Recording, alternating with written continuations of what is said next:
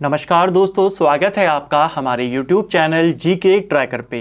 देखिए फ्रेंड्स, आज के इस वीडियो में हम बात करेंगे जो हमारी एक सीरीज़ है Uttarakhand GK topic wise series, जिसमें हम पूरे उत्तराखंड जीके को MCQ के रूप में टॉपिक वाइज यहाँ पर कवर कर रहे हैं। ये हमारा इस सीरीज़ का 42वां पार्ट होगा। अभी तक हमने इस सीरीज़ के अंदर उत्तराखंड जीके के जो इम्पोर्टेंट टॉपिक्स हैं उनको सीरियल वाइज कवर किया है MCQ के रूप में। हमने सबसे पहले उत्तराखंड की हिस्ट्री को कवर किया, प्राचीन इतिहास के सारे MCQ आपको एक वीडियो में मिल जाएंगे। इसी प्रकार मध्यकालीन इतिहास, आधुनिक इतिहास, पृथक राज्य आंदोलन, उत्तराखंड का भूगोल, उत्तराखंड की जलवायु, यहाँ के ताल, नदी तंत्र, वन संपदा, वन संरक्षण केंद्र सारे जो आपके हैं, इनके अलावा परिवहन तंत्र, राजनीतिक प्रशासन MCQ के रूप में टॉपिक वाइज अगर आपको कवर करना है तो इस सीरीज को अगर आप फॉलो करते हैं, जिसके 41 पार्ट हो चुके हैं, आज हम 42वां पार्ट यहां पे कवर करेंगे। इसमें आज के वीडियो में हम उत्तराखंड के प्रमुख पर्यटन स्थलों के बारे में बात करेंगे। तो चलिए दोस्तों, वीडियो को शुरू करते हैं। वीडियो के एंड पे कमेंट बॉक्स में जरूर बताइएगा कि आपके कितने क्वेश्चन यहां पर सही रहे। तो चलिए स्टार्ट करेंगे। आज का हमारा पहला प्रश्न है, श्री गुरु रामराय दरबार साहिब की स्थापना कब हुई थी? देखिए, जो देहरादून में है गुरुद्वारा, प्रसिद्ध गुरुद्वारा जिसे झंडा दरबार के नाम से भी जाना जाता है, इसकी स्थापना अगर आपसे वर्ष पूछी जाती है, आप 1699 इसका वर्ष बताएंगे। दो तीन बातें आपको याद करनी है। पहला, ये गुरुद्वारा आपके देहरादून के धामवाला में स्थित है। इसकी स्थापना गुरु राम राय के द्वारा करी गई थी। गुरु राम राय देहरादून 1676 में आते हैं और उसके बाद वो इसकी काम को यहाँ पर शुरू करवा देते हैं। लेकिन 1687 में गुरु राम राय का निधन हो जाता है और उनके निधन के 12 साल के बाद 1699 में जाकर ये गुरुद्वारा यहाँ पर पूरा बनता है। तो इसको आपको याद करना है, ठीक है। आए कब थे? 1676 में। गुरुद्वारा पूरा बना आपके 1699 में। और इस गुरुद्वारे को भव्यता किसने प्रदान करी? तो गुरु राम राय की जो पत्नी थी माता पंजाब कौर, उनके द्वारा 1707 में इसका भव्य इसको प्रदान किया गया था, ठीक है। भव्यता इसको प्रदान करी गई, इसे भी आपको याद करना है, ठीक है। जो ये गुरुद्वारा है, इसे झंडा दरबार भी बोलते हैं। यहां पर आपके झंडा मेला भी लगता है। और इसके अलावा एक बात आपको और याद करनी है, यह आपके मुगल शैली में बना हुआ है, पूछा जा सकता है, ठीक है। चलिए नेक्स्ट है हमारा, कालसी किन नदियों के मध्य में स्थित है? देखिए, जो कालसी है आपका, ये यमुना और टोंस नदियों के मध्य में स्थित है। यानी यहां पर आपके जो यमुना और टोंस नदियां हैं वो आकर यहां पर मिल जाती हैं। हमने पढ़ा भी है कि यमुना नदी की प्रमुख सहायक नदी कौन है? टोंस नदी। और ये दोनों आकर कहां मिलती हैं? इन दोनों नदियों का संगम कालसी और डाक पत्थर के मध्य में हो जाता है। इसे आपको याद करना है, ठीक है। कालसी हमें बहुत सारे क्वेश्चन देता है। कालसी से आपसे दो तीन बातें पूछी जाती हैं जो आपको याद करनी है। पहली बात कि कालसी से हमें अशोक का एक लेख मिला है, जिसके बारे में हमने कल भी बात करी थी। यह लेख 257 ईसा पूर्व का है, ठीक है। मिला कब? तो यह लेख आपके 1860 में मिला। इसकी खोज किसने करी थी? तो जॉन फॉरेस्ट के द्वारा इसकी खोज करी गई थी। इस लेख में किस भाषा का इस्तेमाल किया गया है? तो प्राकृत भाषा का इसमें इस्तेमाल किया गया है। लिपि की कौन सी है इसके अंदर? तो ब्राह्मी लिपि का इसमें इस्तेमाल किया गया है। ये कुछ इंपॉर्टेंट क्वेश्चन जो बनते हैं। कालसी का प्राचीन नाम क्या है? तो कालसी का प्राचीन नाम है कालकूट। इसे आपको याद करना है। और दूसरी बात, जो ह्वेनसांग था उसने कालसी को क्या बोला? तो ह्वेनसांग ने कालसी को शुद्ध नगर बोला। इसे भी आपको याद करना है, ठीक है। चलिए नेक्स्ट है हमारा, टाइगर फॉल कहां स्थित है? यानी कि जो टाइगर फॉल जलप्रपात है ये आपके कहां पर है? अब देखिए, इसकी आपको एग्जैक्ट लोकेशन बतानी है। चक्राता में ये स्थित है, ठीक है। जनपद पूछेगा देहरादून और एग्जैक्ट पूछेगा तो ये आपके चक्राता में है। इसके अलावा ये टाइगर फॉल जलप्रपात आपके चक्राता में है। इसके अलावा एक और जलप्रपात है जिसका नाम है मोईगाड़ जलप्रपात। ये भी आपके चक्राता देहरादून में है। इसके अलावा एक है आपका किमोना जलप्रपात, ये भी आपके देहरादून में है, चक्राता में, ठीक है। एक है आपका शिखर फॉल या शिखर जलप्रपात, तो ये आपके राजपुर देहरादून के अंदर है, ठीक है। देहरादून में और इम्पोर्टेंट जलप्रपात की अगर हम बात करें तो एक है आपका मैसी जलप्रपात, ये आपके मसूरी में पड़ता है। इसके अलावा भट्टा फॉल, हाडी फॉल, केम्प्टी जलप्रपात, ये सब आपके मसूरी में आते हैं। केम्प्टी जलप्रपात को लेकर एक चीज़ याद करना, अगर केम्प्टी जलप्रपात की लोकेशन पूछेगा तो आप मसूरी को बताएंगे, अगर जनपद पूछेगा तो केम्प्टी जलप्रपात आपके टिहरी में पड़ता है, इसे भी याद रखना है, ठीक है। चलिए, इस सीरीज में हमने उत्तराखंड के सभी इंपॉर्टेंट टॉपिक्स को कवर किया है। ये पूरा एक तरीके से आप कोर्स इसको मान सकते हैं, जिसमें आपकी पूरी Uttarakhand GK topic wise MCQ के रूप में इसी प्रकार कवर हो जाएगी। इसमें आपका सारे जो इंपॉर्टेंट टॉपिक्स हैं वो कवर होंगे। इसके अंदर हमने जिला परिचय को भी पूरा डिटेल में कवर किया है, तो उन सभी क्वेश्चंस आपको यहां पर देखने को मिल जाएंगे।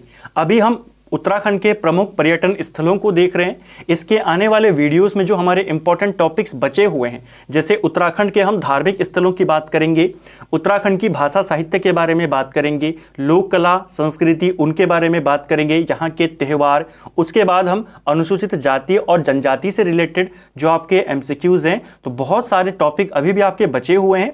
41 पार्ट ऑलरेडी हो चुके हैं, तो आप देखिए कितना बड़ा क्वेश्चन बैंक आपका यहाँ पर ये बन गया। और अगर आप इनको कवर करते हैं सीरियल वाइज, तो आपका पूरा Uttarakhand GK serial wise cover होगा, एमसीक्यू के रूप में होगा, टॉपिक वाइज होगा और एक्स्ट्रा फैक्ट के साथ कवर होगा। चलिए आगे चलते हैं। नेक्स्ट है हमारा टपकेश्वर मंदिर कहाँ स्थित है।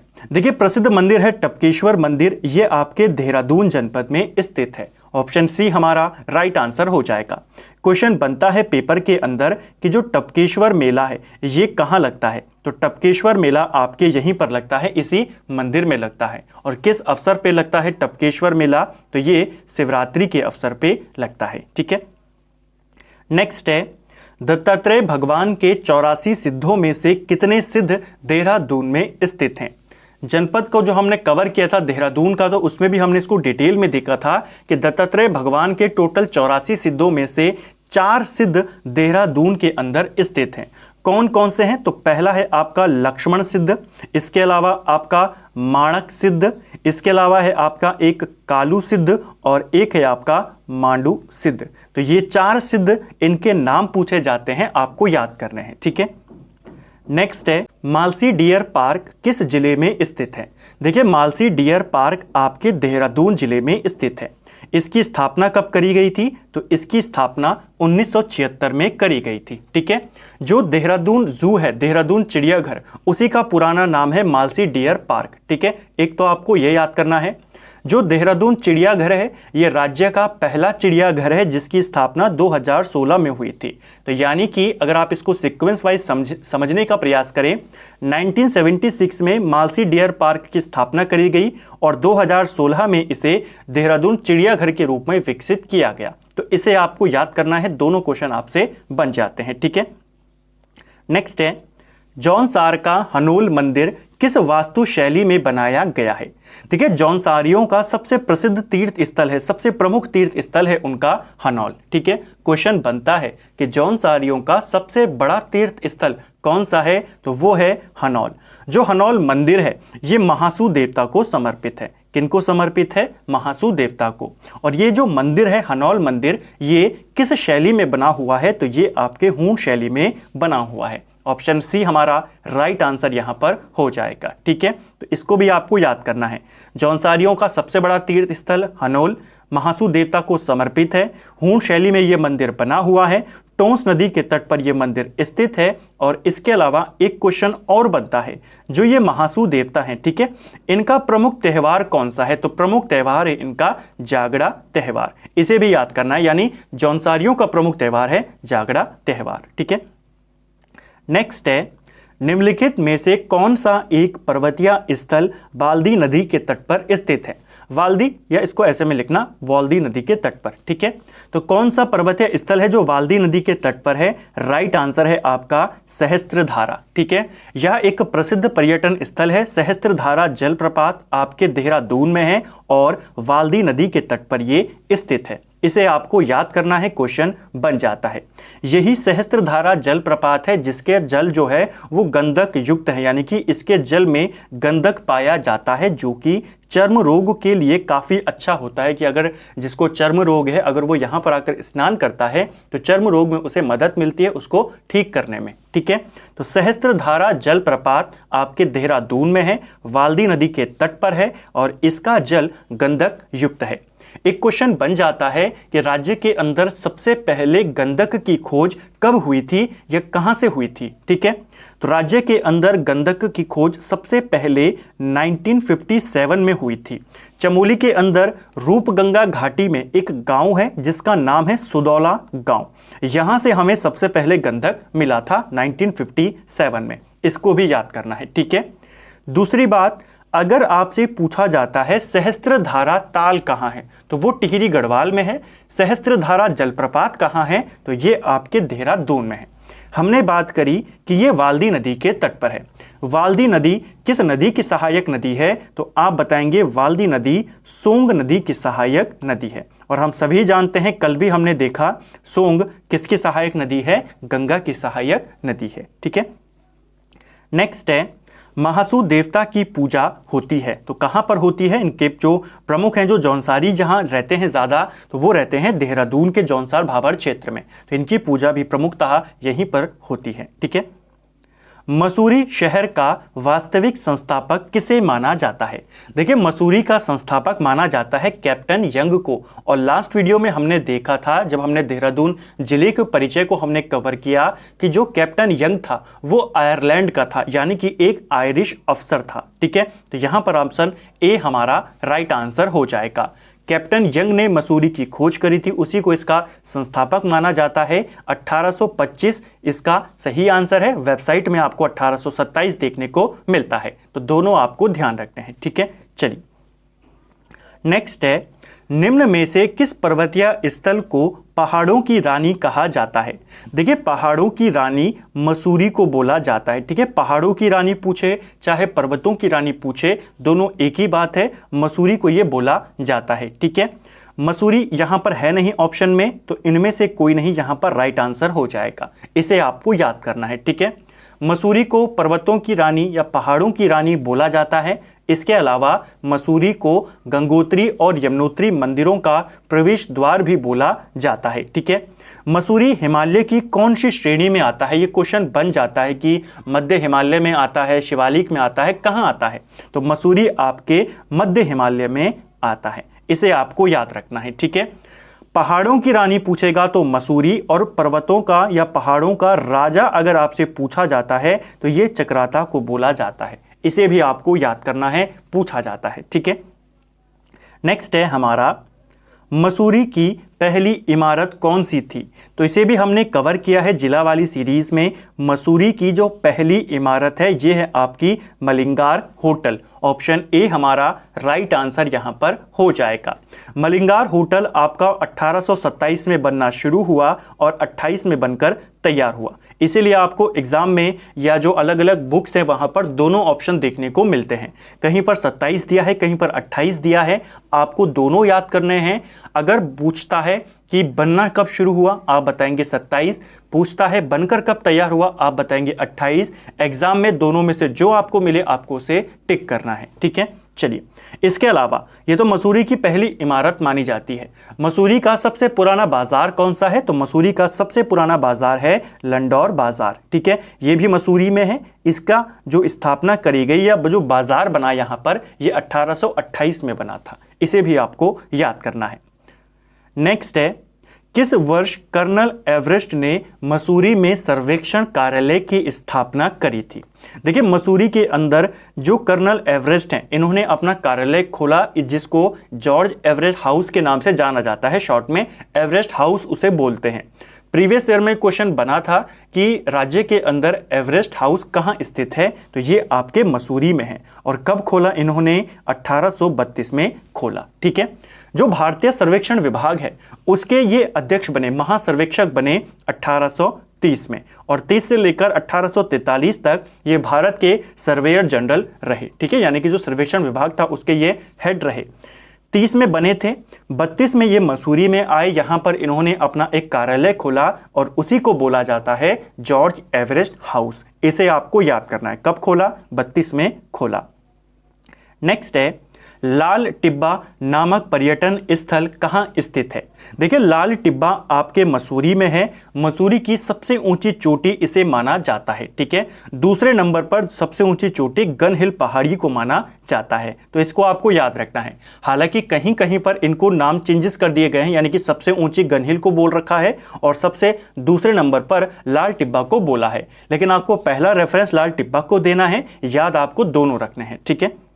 नेक्स्ट है हमारा मसूरी के संबंध में कौन सा कथन यहां पर सत्य है?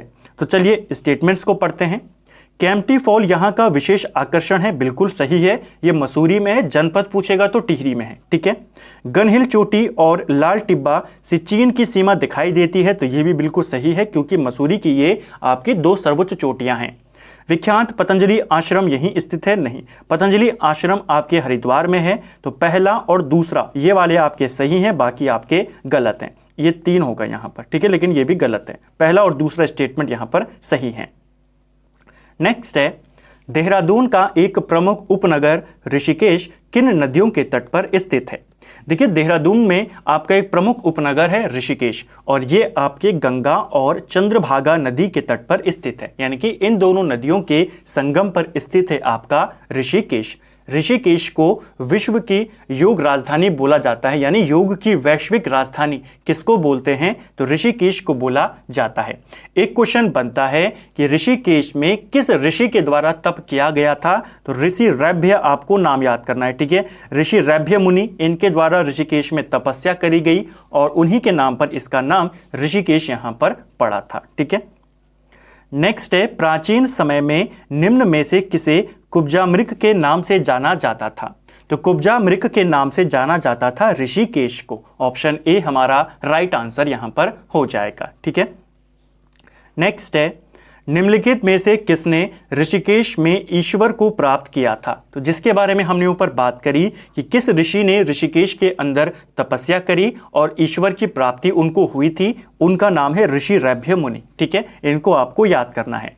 इसके अलावा अगर आपसे मंदिर के बारे में पूछा जाता है, ऋषिकेश का सबसे प्राचीन मंदिर, अब आपको ये याद हो गया होगा जो रेगुलर हमको फॉलो करते हैं, क्योंकि यही क्वेश्चन हमने कुछ दिन पहले देहरादून के जिले में भी कवर किया था। वहां पर भी मैं आपको सारी चीजें बताते हुए चलता हूं, और इसीलिए मैं आपको कहता हूं अगर आप रेगुलर फॉलो करते हैं तो आपको अलग से पढ़ने की जरूरत ही नहीं पड़ेगी, सारा रिवीजन भी आपका साथ साथ में चलता रहेगा। तो यहां पर तपस्या रैभ्य मुनि ने करी थी। ऋषिकेश का सबसे प्राचीन मंदिर बहुत बार आता है भरत मंदिर, ऋषिकेश का सबसे प्राचीन मंदिर है, ठीक है। नेक्स्ट है हमारा निम्नलिखित में से कौन सा झूला देहरादून और पौड़ी को जोड़ता है? तो कौन सा झूला जोड़ता है? लक्ष्मण झूला, ठीक है। 1930 में इसे बनाया गया था। नेक्स्ट है हमारा और एक और चीज, लक्ष्मण झूला भी आपके ऋषिकेश में है, राम झूला भी आपके ऋषिकेश में है। राम झूला 1986 के आसपास आपका बनाया गया था। निम्न में से कौन सा स्थल स्वर्ग आश्रम के निकट गंगा नदी पर स्थित है? तो कौन सा है? तो वो है आपका शिवानंद झूला। ऑप्शन सी हमारा राइट आंसर यहां पर हो जाएगा। शिवानंद आश्रम इसको कहीं कहीं पर दिया है, तो दोनों आपको चेक करने हैं, ठीक है। ज्यादातर शिवानंद आश्रम है, वो आपको याद करना है। स्वर्ग आश्रम की ये निकट स्थित है, ठीक है, शिवानंद आश्रम। स्वर्ग आश्रम की बात करें तो इसके संस्थापक पूछे जाते हैं, महत्वपूर्ण व्यक्ति हैं। स्वर्ग आश्रम की स्थापना ऋषिकेश के अंदर स्वामी विशुद्धानंद के द्वारा करी गई थी, और इन्हीं स्वामी विशुद्धानंद को काली कमली वाला संत भी बोला जाता है, ठीक है। कुटिया पर्यटन स्थल को किस वर्ष दोबारा खोला गया था? देखिए देहरादून के अंदर ऋषिकेश में 84 कुटिया करके एक पर्यटन स्थल यहां पर खोला था। किसके द्वारा? जो महर्षि महेश योगी हैं, उन्होंने देहरादून में 84 कुटिया की यहां पर स्थापना करी थी। ये स्थापना उन्होंने 1967 में करी थी, ठीक है। क्वेश्चन बनता है ऋषिकेश के अंदर 84 कुटिया नामक प्रसिद्ध स्थल किसके द्वारा स्थापित किया गया? तो ये किया था महर्षि महेश योगी ने 1967 में। लेकिन 1985 में जो ये 84 कुटियाएं यहाँ पर थी, इनको सरकार ने बंद कर दिया। ठीक है, अब यहाँ पर कोई भी नहीं जा सकता था। इनको दोबारा से खोला गया है 2015 में। ऑप्शन डी हमारा राइट आंसर यहाँ पर हो जाएगा। ठीक है, भक्त दर्शन उत्तराखंड के किस जिले से संबंधित थे? देखिए, भक्त दर्शन ये संबंधित हैं पौड़ी गढ़वाल जिले से। ठीक है, भक्त दर्शन का जन्म 12 फरवरी 1912 में हुआ था। पौड़ी के भरोड़ा गांव में इनका जन्म हुआ था। ठीक है, भौराड़ गांव में, पौड़ी में गांव है भौराड़ गांव, यहां पर इनका जन्म हुआ 1912 में। भक्त दर्शन को लेकर आपसे 2-3 बातें पूछी जाती हैं। पहली बात आपसे पूछता है, बताइए इनमें से किस व्यक्ति ने जीवन भर खादी पहनने का व्रत लिया था? तो जीवन भर खादी पहनने का व्रत भक्त दर्शन ने लिया था। अपने नाम से जाति सूचक हटाने वाले व्यक्ति कौन हैं? तो जाति सूचक शब्द हटाने वाले भी कौन हैं? भक्त दर्शन। इनका मूल नाम क्या था? इनका मूल नाम था राज दर्शन। इसे भी आपको याद करना है, ये क्वेश्चन बन जाते हैं। इनकी कुछ इंपॉर्टेंट किताबें हैं, जैसे गढ़वाल की दिवंगत विभूतियां, बहुत बार एग्जाम में पूछी गई है। किसकी किताब है? डॉक्टर भक्त दर्शन की किताब है। ठीक है, इन्हीं डॉक्टर भक्त दर्शन ने 1939 में लैंसीडाउन से एक पत्र निकाला था जिसका नाम था कर्मभूमि। क्वेश्चन बनता है, कर्मभूमि समाचार पत्र कहां से आता था? आप बताएंगे लैंसीडाउन से। किसने निकाला? भक्त दर्शन, और इनके साथ थे भैरवदत्त धूलिया। ठीक है, चलिए नेक्स्ट है, कमलेश्वर मंदिर कहाँ स्थित है? देखिए, कमलेश्वर मंदिर आपके पौड़ी में श्रीनगर में स्थित है। ठीक है, जिला पूछेगा तो पौड़ी गढ़वाल और जगह पूछेगा तो श्रीनगर। यह जो कमलेश्वर मंदिर है, यह मंदिर पुत्रदाता मंदिर के रूप में प्रसिद्ध है। इसी मंदिर में माना जाता है कि भगवान राम ने भगवान शिव की 1000 कमल पुष्पों से उन्होंने यहाँ पर उनकी पूजा करी थी, और यहीं पर उनको लगा था कि एक फूल कम है, तो भगवान राम ने अपनी एक आंख यहीं पर भेंट करी थी। तो ये क्वेश्चन आपको याद करने हैं। यहाँ पर एक प्रसिद्ध मेला लगता है, बैकुंठ चतुर्दशी का काफी फेमस मेला यहाँ पर लगता है कमलेश्वर मंदिर में। ठीक है, एक और है कालेश्वर मंदिर। इसमें कंफ्यूजन मत होना, जो कालेश्वर मंदिर है ये आपके लैंसीडाउन में है, और जो कमलेश्वर मंदिर है वो आपके श्रीनगर में है। ठीक है, नेक्स्ट है, उत्तराखंड में श्रीयंत्र टापू कहां स्थित है? तो देखिए, श्रीयंत्र टापू ये आपके श्रीनगर में है। ऑप्शन ए हमारा राइट आंसर हो जाएगा। और यहीं पर श्रीयंत्र टापू कांड हुआ था, जिसको लेकर आपसे क्वेश्चन बनता है कि श्रीनगर कांड या जो श्रीयंत्र टापू कांड है कब हुआ और कौन इसमें शहीद हुए थे? जो श्रीयंत्र टापू कांड है ये आपके 10 नवंबर 1995 में हुआ था। ठीक है, और इसके अंदर यशोधर बेंजवाल और उनके साथ राजेश रावत यहाँ पे शहीद हो गए थे। इन दोनों व्यक्तियों के नाम और ये डेट पूछी जाती है आपके पेपर के अंदर। ठीक है, कर्ण आश्रम किस नदी के तट पर स्थित है? देखिए, कर्ण आश्रम ये आपके पौड़ी गढ़वाल में ही है और मालिनी नदी के तट पर ये स्थित है। कल के वीडियो में भी हमने बात करी थी कर्ण आश्रम को लेकर। पर्वत आपसे पूछे जाते हैं, कौन से पर्वतों के बीच में है? तो हेमकूट और मणिकूट पर्वतों के मध्य में स्थित है आपका कर्ण आश्रम। ठीक है, कोटद्वार के नजदीक है, लेकिन याद करना कि जो कर्ण आश्रम है ये मालिनी नदी के तट पर है और जो कोटद्वार है वो खो नदी के तट पर है। ठीक है, दोनों अलग अलग नदियों के तट पर हैं।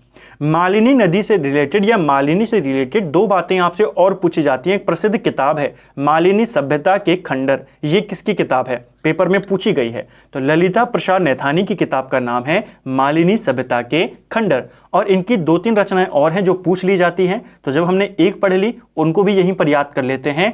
एक है गढ़वाल भाबर तब और अब, किसकी रचना है? आपके ललिता प्रसाद नैथानी की।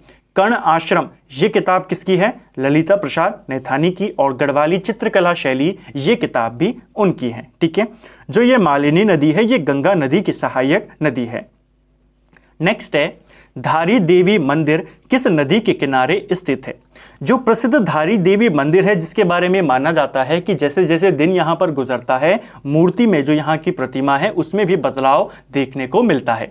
धारी देवी मंदिर आपके श्रीनगर में है। श्रीनगर में अलकनंदा नदी के तट पर यह मंदिर स्थित है। किनको समर्पित है? तो काली माता को समर्पित है आपका धारी देवी मंदिर। इस पर आपको याद करना है। ठीक है, चलिए नेक्स्ट है, निम्नलिखित में से कौन सा प्रसिद्ध मंदिर लैंसीडाउन के समीप स्थित है? तो इनमें से बताना है कौन सा है जो लैंसेडॉन के समीप है। राइट आंसर है जो ये तारकेश्वर मंदिर है, ये आपके लैंसेडॉन के समीप स्थित है। ऑप्शन सी यहां पर सही आंसर है। निम्न में से कौन सा स्थल लैंसेडॉन का पर्यटन स्थल है? तो आपने बताना है कौन सा है पर्यटन स्थल। यहां पर राइट आंसर हो जाएगा ऑप्शन डी, उपयुक्त सभी क्या हैं? लैंसेडॉन के प्रसिद्ध पर्यटक स्थल हैं। गब्बर सिंह स्मारक ये भी लैंसेडॉन में है। कालेश्वर मंदिर काफ़ी प्रसिद्ध है। गढ़वाली मैस ये लैंसेडॉन की सबसे पुरानी इमारत मानी जाती है। ये बनी थी आपके 1888 में। ठीक है, तो लैंसेडॉन की पुरानी इमारत है गढ़वाली मैस। ये सब आपके लैंसेडॉन के अंदर हैं। लैंसेडॉन की अगर हम बात करते हैं, लैंसेडॉन आप जानते हैं गढ़वाल राइफल्स का कमांड ऑफिस है। गढ़वाल राइफल कब गई थी लैंसेडॉन में? तो गढ़वाल राइफल्स जो लैंसेडॉन में गई और लैंसेडॉन छावनी की स्थापना हुई, ये होती है आपके 4 नवंबर। ठीक है, 4 नवंबर 1887 को गढ़वाल पलटन लैंसेडॉन में आई थी। उस समय इसका नाम कालो का डांडा था। 1890 में इसका नाम भारत के वायसराय के नाम पर लैंसेडॉन कर दिया गया। नाम परिवर्तन कब हुआ? 1890 में। गढ़वाल राइफल्स यहां पर 4 नवंबर 1887 को आई और यहीं पर उसी दिन या उसी साल यहां पर गढ़वाल जो आपकी लैंसेडॉन छावनी है उसका गठन भी किया गया। तो अगर आपसे पूछे लैंसेडॉन छावनी कब बनी तो भी आप 1887 बताएंगे। गढ़वाल राइफल्स की स्थापना की अगर हम बात करें, आई लैंसेडॉन में ये 4 नवंबर को 87 में, लेकिन अगर स्थापना आपसे पूछी जाएगी तो आप बताएंगे 5 मई 1887। गढ़वाल राइफल्स की स्थापना 5 मई 1887 को अल्मोड़ा में होती है और उसी साल 4 नवंबर को ये लैंसेडॉन में चले जाते हैं। ठीक है, चलिए नेक्स्ट है, निम्न में से कौन सा पर्यटन स्थल धनीराम मिश्र ने अपने खेत पर बसाया जो ब्रिटिश काल में एक राजनीतिक क्षेत्र था? सही आंसर है दुगड्डा। हम सभी जानते हैं दुगड्डा को पंडित धनीराम मिश्र के द्वारा अपने खेतों पर बसाया गया था। ऑप्शन ए हमारा राइट आंसर हो जाएगा।